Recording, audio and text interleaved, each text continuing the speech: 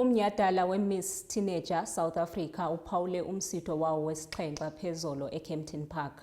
Olukhuphiswano lonobuhle lunika abasetyhini abaselula abavela kulo lonke ilizwe ithuba lokuqaqamba kumbhiyozo obalulekileyo wezakhono, ubunkokheli kunye nokuxhotyiswa kolutsha.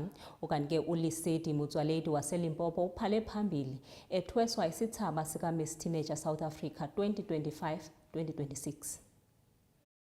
The crown stays in Limpopo, Lesedi Motsoaledi! Injabulo ibibhale emehlweni kunobuhle osanda kuthatha umqhele kumncintiswano we-Miss Teenager South Africa ngesonto unkosazane uLesedi Motsoaledi odabuka esifundazweni saseLimpopo.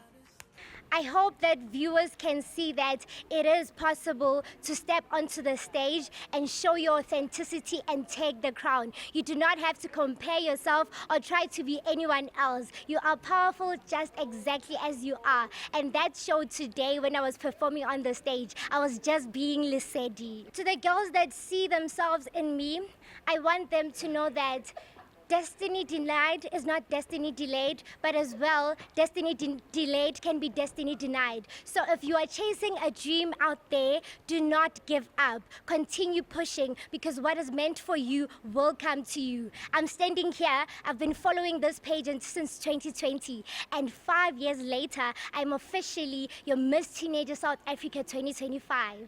Kusenjalo beyijaji kulo mncintiswano, uthi ke indlela iqala khona lapha. I always say Miss Teen SA is more than a crown, it's a calling. Like tonight we saw girls that were not just wearing a crown, but they're becoming it, because it is one of the biggest platforms. This is where destinies are designed and their futures are refined. Lo mncintiswano kuhloswe ngawo ukugqugquzela ukuzithanda kanye nokuzithemba kwintsha esakhula nokuyinikeza ithuba lokubamba iqhaza kwizinkinga zomphakathi yakuleli. Ezindabeni zeSoweto TV, ngikunokulunga Mthembu ngiseKempton Park.